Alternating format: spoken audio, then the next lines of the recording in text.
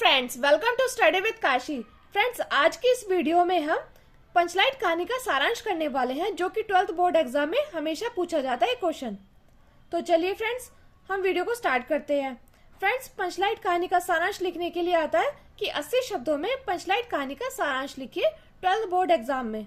तो चलिए हम पंचलाइट कहानी का सारांश लिखते हैं। फ्रेंड्स, सारांश लिखने से पहले हमें जान लेते हैं कि पंचलाइट के लेखक कौन थे। तो पंचलाइट को लिखा था फणीश्वर नाथ रेणु जी ने। तो चलिए वीडियो को स्टार्ट करते हैं। देखिए, अब लिखते हैं पंचलाइट रेणु जी द्वारा लिखित एक ग्रामीण जीवन पर आधारित कहानी है। ग्रामीण यानी गांव की एक कहानी है। फ्रेंड, आप इसको रटने की जरूरत नहीं है, आप इसको रटना मत। हमने इतनी इजी लैंग्वेज में लिखा है कि आप एक बार पढ़ोगे आपको ये आसानी से याद हो जाएगी। तो देखिए, हम लिखते हैं पंचलाइट रेणु जी द्वारा लिखित एक ग्रामीण जीवन पर आधारित कहानी है। दूसरी लाइन में लिखते हैं पंचलाइट का अर्थ है पेट्रोमैक्स अथवा गैस की लालटेन। तो पंचलाइट का क्या अर्थ है? पंचलाइट का अर्थ है पेट्रोमैक्स अथवा गैस की लालटेन। अगली लाइन में लिखते हैं गांव में अशिक्षित लोगों की एक टोली है।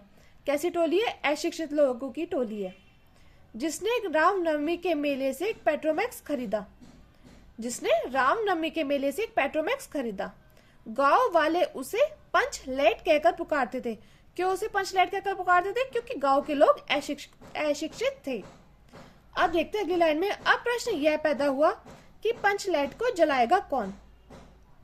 यानी कि गांव वालों को पंचलाइट को जलाना नहीं आता था। तो अब प्रश्न यह पैदा हुआ कि पंचलाइट को जलाएगा कौन।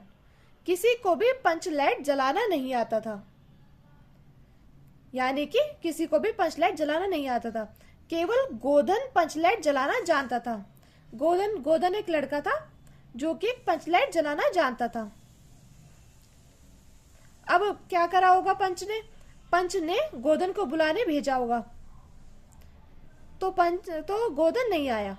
अब देखिए अगली लाइन लिखते हैं गुलरी काकी गोधन को बुलाकर लाई और फिर गोधन ने पंचलाइट को बिना स्पिरिट के, यानी कि पंचलाइट किससे जलती होगी? स्पिरिट से जलती होगी। तो गोधन ने पंचलाइट को बिना स्पिरिट के गरी के तेल की मदद से जला दिया। किसकी मदद से जला दिया? गरी के तेल की मदद से जला दिया। अब अगली लाइन में लिखते हैं पंचलाइट के जलते ही लोग प्रसन्न हो गए, यानी कि खुश हो गए। आप ये भी लिख सकते हैं कि पंचलाइट के जलते ही लोग खुशी से झूमने लगे या नाचने लगे। उसके बाद लिखते हैं और गोधन की सारी गलतियां माफ कर दी गई।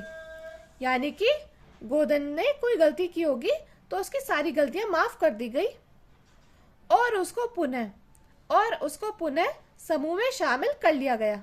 यानी कि अपनी टोली के अंदर शामिल कर लिया गया और कीर्तन फिर से शुरू हो गया।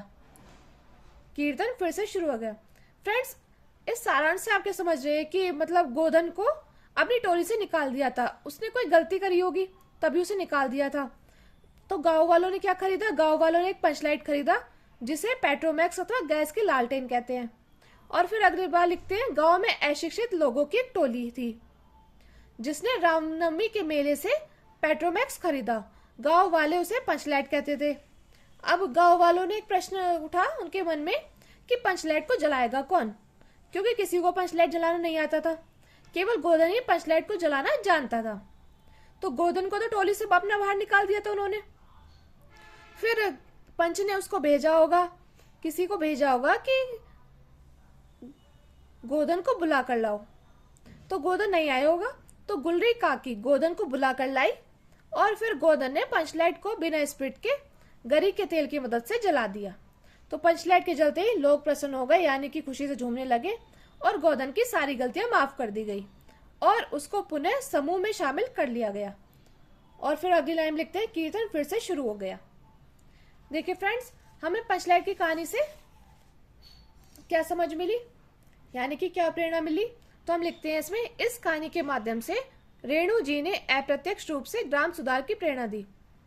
यानी कि अप्रत्यक्ष रूप से ग्राम सुधार की प्रेरणा दी है। मैं उम्मीद करती हूँ फ्रेंड्स आपको पंचलाइट का सारांश अच्छे से समझ में आया होगा और आपको बहुत ही इजी लैंग्वेज लगी होगी। फ्रेंड्स, इसको रटने की जरूरत नहीं है। आप अगर 3-4 बार भी पढ़ोगे ना तो आपका ये टॉपिक क्लियर हो जाएगा। मैं उम्मीद करती हूँ फ्रेंड्स आपको वीडियो अच्छी लगी होगी। अगर आपको वीडियो अच्छी लगी हो तो प्लीज हमारे चैनल को सब्सक्राइब कीजिए और वीडियो को लाइक, शेयर और कमेंट जरूर कीजिए। Thank you, thanks for watching.